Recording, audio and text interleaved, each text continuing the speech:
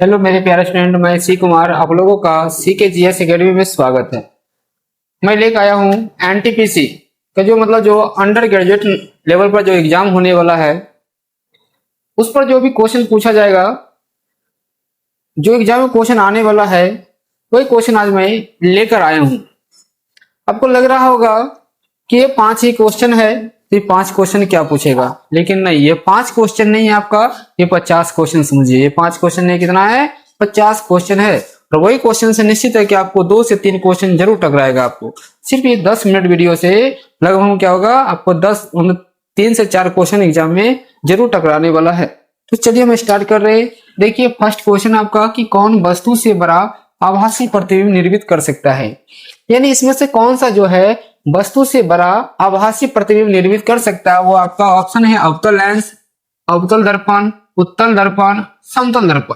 तो कौन मतलब क्या, आभासी होगा लेकिन बड़ा होगा, तो कौन कर सकता है पता है आप लोगों को, ये कर सकता है अवतल दर्पण। कौन सा दर्पण कर सकता है, अवतल दर्पण कर सकता है।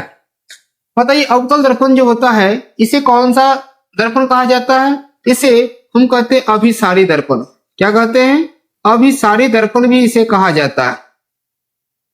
क्या कहते हैं, अभिसारी दर्पण कहा जाता है। इसमें बड़ा प्रतिबिंब बनता है। कैसा प्रतिबिंब बनता है, बड़ा प्रतिबिंब बनता है।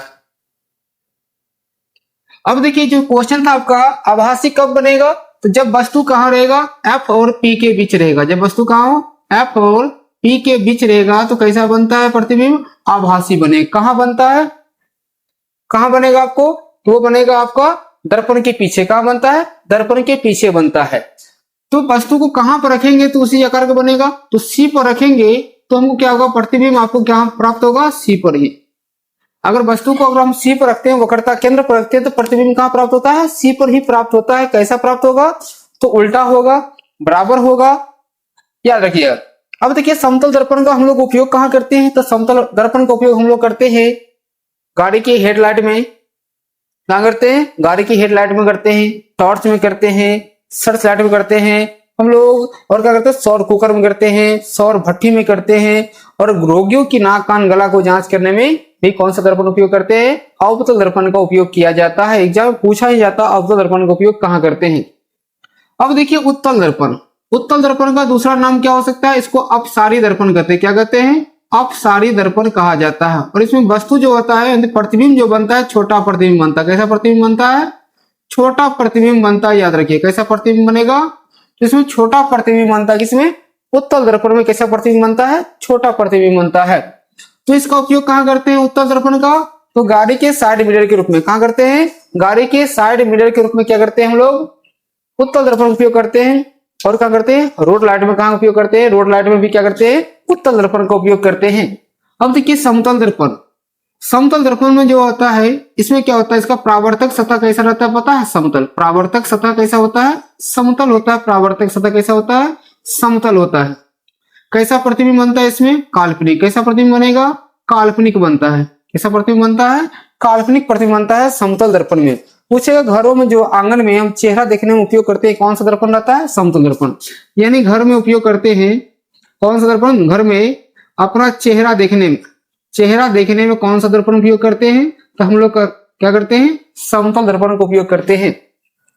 तो यहां से आपका अवतल लेंस, तो अवतल लेंस का उपयोग क्यों किया जाता है, तो अवतल लेंस का उपयोग किया जाता है निकट दृष्टि दोष को दूर करने में। अवतल लेंस का उपयोग क्यों किया जाता है, निकट दृष्टि दोष को दूर करने में क्या करते हैं हम लोग, कौन सा लेंस का उपयोग करते हैं, अवतल लेंस का उपयोग करते हैं। तो बताइए दूर दृष्टि दोष को दूर करने में कौन सा लेंस, दूर दृष्टि दोष को दूर करने में कौन सा लेंस, उत्तल लेंस। कौन सा लेंस, उत्तल लेंस का उपयोग करते हैं दूर दृष्टि दोष को दूर करने के लिए। किसका उपयोग करते हैं, उत्तल लेंस का उपयोग करते हैं। जरा दृष्टि दोष को दूर करने के लिए बाइफोकल लेंस या द्विफोक्सी लेंस का उपयोग करते हैं। कौन सा लेंस, बाइफोकल या द्विफोक्सी। अवतल लेंस का दूसरा नाम क्या पता है आप लोग को, इसको कहते हैं अपसारी लेंस। कौन सा लेंस कहते हैं, अपसारी लेंस कहते हैं। और उत्तल लेंस को क्या कहते हैं, अभिसारी लेंस। उत्तल लेंस को कौन सा लेंस कहते हैं, अभिसारी लेंस कहते हैं। तो समझ में आ गया कि कौन वस्तु से बड़ा आभासी प्रतिबिंब निर्मित कर सकता है, तो आभासी की मतलब क्या होता है, काल्पनिक। आभासी की मतलब क्या होता है, काल्पनिक। कौन कर सकता है, अवतल दर्पण। कौन सा दर्पण कर सकता है, अवतल दर्पण। तुम लोग को इस क्वेश्चन में एक देते हैं क्वेश्चन कि हम लोग जो है हजामती में कौन सा दर्पण उपयोग करते हैं, हजामती में। हजामती मतलब दाढ़ी बनाने में, दाढ़ी बनाने में कौन सा दर्पण उपयोग करते हैं बताना आप लोग कमेंट में। जरूर बताइएगा आप लोग कमेंट में कि हजामती या दाढ़ी बनाने में कौन सा दर्पण का हम लोग उपयोग करते हैं। नेक्स्ट क्वेश्चन 2 नंबर क्वेश्चन आपका, the Asiatic Society of Bengal की स्थापना कब हुई थी? The Asiatic Society of Bengal की स्थापना कब हुई थी? तो इसकी स्थापना कब हुआ था पता आप लोगों को? 1784 में हुआ था। कब हुआ था? 1784 में हुआ था। किसने किया था? William Jones. किसने किया था? विलियम जोन्स किया था। किसने किया था? विलियम जोन्स किया था। किसकी स्थापना? तो the Asiatic Society of Bengal की स्थापना कहाँ किए थे पता है आप लोगों को? बंगाल में यानी कोलकाता में। स्थान पूछेगा कहाँ किए थे? तो कोलकाता में किया गया था। कोलकाता कहाँ किया गया था? कोलकाता में किया गया था। एशियाटिक सोसाइटी ऑफ बंगाल की स्थापना किया गया था। तो बताइए, तो भारत में पुरातत्व विभाग की स्थापना कब हुआ था? पुरातत्व विभाग की स्थापना, पुरातत्व विभाग की स्थापना कब हुआ था? ये आपको कमेंट में बताना। पुरातत्व विभाग का जनक पूछेगा किसे कहा जाता है? तो जनक कहते हैं अलेक्जेंडर कनिंघम को। किसे कहते हैं? अलेक्जेंडर कनिंघम को कहा जाता है आपको पुरातत्व विभाग का जनक। पुरातत्व विभाग का जनक पूछेगा तो अलेक्जेंडर कनिंघम कहते हैं। इसकी स्थापना कब हुआ था? आप लोग कमेंट में बताइए कब हुआ था स्थापना। और ये बताइएगा पुरातत्व जो है किस भाषा का शब्द है? ये नहीं सॉरी, इसका संस्कृत में क्या अर्थ होता है ये बताइए। यानी कौन सा भाषा का शब्द है? सॉरी, संस्कृत भाषा का शब्द है पुरातत्व। इसका अर्थ क्या होता है? प्राचीन वस्तु में। क्या होता है? प्राचीन वस्तु में होता है। नेक्स्ट क्वेश्चन है 3 नंबर क्वेश्चन आपका, भारतीय राष्ट्रीय कांग्रेस की अध्यक्षता करने वाली पहली भारतीय महिला कौन थी? भारतीय राष्ट्रीय कांग्रेस की अध्यक्षता करने वाली पहली भारतीय महिला कौन थी? एनी बेसेंट थी कि विजय लक्ष्मी पंडित थी, सरोजिनी नायडू थी कि राजकुमारी अमृत कौर थी? तो कौन थी आपको पता है? प्रथम भारतीय महिला की बात कर रहा है, सरोजिनी नायडू थी। कौन थी? सरोजिनी नायडू थी। जब कानपुर में क्या है कांग्रेस का अधिवेशन हो रहा था 1925 में, उसी में क्या है सरोजिनी नायडू क्या की थी? अध्यक्ष बनी थी कांग्रेस की। भारत की प्रथम क्या है महिला कांग्रेस के अध्यक्ष थी। और सीधे पूछेगा कांग्रेस की प्रथम महिला अध्यक्ष कौन थी? Annie Besant. कांग्रेस की प्रथम महिला अध्यक्ष पूछेगा तो कौन सा हो जाएगा? यानी प्रथम महिला अध्यक्ष। प्रथम महिला अध्यक्ष की अगर बात करेगा तो कौन हो जाएगा आपका? Annie Besant. प्रथम महिला अध्यक्ष की अगर बात किया जाए तो कौन हो जाएंगे? एनी बेसेंट हो जाएंगे। तो बताइए, तो कांग्रेस की स्थापना कब हुआ था? तो बता सकते हैं कांग्रेस की स्थापना हुआ था 1885 को। कब हुआ था? 1885 को हुआ था। संस्थापक कौन थे कांग्रेस के बताइए? फाउंडर कौन थे संस्थापक? एओ ह्यूम। कौन थे? एओ ह्यूम थे संस्थापक। प्रथम अध्यक्ष कौन बने थे बताइए? प्रथम अध्यक्ष कौन बने थे? तो प्रथम अध्यक्ष बने थे आपका डब्ल्यू.सी. बनर्जी। कौन बने थे? डब्ल्यू.सी. बनर्जी बने थे। वोमेश चंद्र बनर्जी बने थे। कौन? कांग्रेस के प्रथम अध्यक्ष बने थे। कौन? डब्ल्यू.सी. बनर्जी। बताइए कांग्रेस के प्रथम सचिव कौन थे? कमेंट बताना है कांग्रेस के सचिव कौन थे। क्या गांधी जी कभी कांग्रेस के अध्यक्ष बने? हाँ, एक बार बने हैं। बेलगांव अधिवेशन के अध्यक्षता किए थे। कौन? गांधी जी किए थे। कब? 1924 में। गांधी जी सिर्फ एक बार बनते हैं कांग्रेस के अध्यक्ष। गांधी जी क्या होते हैं? एक बार क्या बनते हैं? कांग्रेस के अध्यक्ष बनते हैं। कब? 1924 में। कौन सा अधिवेशन था वो? बेलगांव अधिवेशन। कौन सा अधिवेशन था? बेलगांव अधिवेशन था। उसकी अध्यक्षता करते हैं। कौन सा अधिवेशन था? तो बेलगांव अधिवेशन 1924 में। देखिए नेक्स्ट क्वेश्चन आपका, अकबर द्वारा इबादत खाना का निर्माण कराया गया था। इबादत खाना का पहले अर्थ जानिए क्या होता है। इबादत खाना का अर्थ होता है पूजा घर। क्या होता है? पूजा घर होता है इबादत खाना का अर्थ। किसके द्वारा निर्माण करवाया गया था? अकबर के द्वारा करवाया गया था। कब करवाया गया था पता आप लोगों को? तो ये करवाया गया था आपको 1575 में। कब करवाया गया था? 1575 में करवाया गया था। तो चलिए हम अकबर के बारे में थोड़ा सा संक्षेप में हम पढ़ लेते हैं। अकबर के बारे में थोड़ा सा संक्षेप में देख लेते हैं अकबर के बारे में। तो देखिए अकबर का पूछेगा जन्म कब हुआ था? तो अकबर का जन्म हुआ था 1542 ईस्वी में। कब हुआ था? 1542 ईस्वी में अकबर का जन्म हुआ था। कहाँ हुआ था? तो अमरकोट में हुआ था। कहाँ हुआ था? अमरकोट में हुआ था। अकबर का जन्म 1542 ईस्वी में कब हुआ था? 1542 में हुआ था। कहाँ हुआ था? अमरकोट में हुआ था। अकबर के पिता कौन थे बता सकते हैं? अकबर के पिता थे हुमायूं। कौन थे? हुमायूं थे अकबर के पिता। तो हुमायूं और शेरशाह सूरी के बीच में कुछ युद्ध हुआ था। एक तो क्या हुआ था? चौसा का युद्ध हुआ था और दूसरा क्या हुआ था? बिलग्राम का युद्ध हुआ था। चौसा का युद्ध हुआ था 1539 में जिसमें हुमायूं हार गया था, और बिलग्राम का भी युद्ध हुआ 1540 में, उसमें भी क्या है? हुमायूं हार गया। कौन जीता था? शेरशाह सूरी जीता था। जब शेरशाह सूरी जीता था तो यानी क्या है बिहार में पूछेगा, यानी शेरशाह का मकबरा कहाँ है, तो कहाँ हो जाएगा, सासाराम में। कहाँ हो जाएगा, सासाराम में। तो बिहार के कौन से जिला में है सासाराम, तो रोहतास में। कौन सा में है, रोहतास में है। फिर पूछेगा आपको जीटी रोड का निर्माण किसने कराया था, तो शेरशाह सूरी करवाया था। कौन कराया था, शेरशाह सूरी कराया था। अब देखिए अकबर जो है 14 वर्ष की उम्र में क्या होते हैं, 14 वर्ष की उम्र में वो गद्दी पर बैठता है। यानी कब बैठता है, 1556 ईस्वी में क्या होते हैं, वो गद्दी पर बैठता है। लेकिन ये उम्र बहुत कम रहता है, तो इसलिए इसका संरक्षक था, तो अकबर का संरक्षक कौन था पता आप लोग को, बैरम खां। कौन था, बैरम खां था अकबर का संरक्षक। या अकबर का पूछेगा प्रधानमंत्री कौन था, तो प्रधानमंत्री भी यही थे। कौन थे, बैरम खां थे। कौन थे, बैरम खां थे अकबर का प्रधानमंत्री।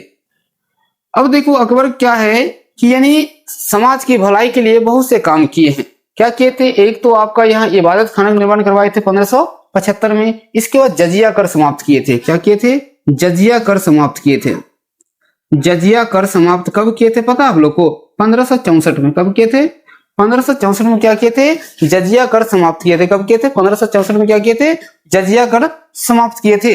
जजिया कर क्या था, तो ये क्या था, जिम्मियों से वसूला जाता था। किससे वसूला जाता था, जिम्मियों से। जिम्मियों मतलब गैर मुसलमान। किससे, गैर मुसलमान से। गैर मुसलमान का मतलब क्या हो गया, हिंदुओं से। किससे वसूला जाता था, हिंदुओं से वसूला जाता था। इसको समाप्त करने का काम कौन किए थे, अकबर किए थे।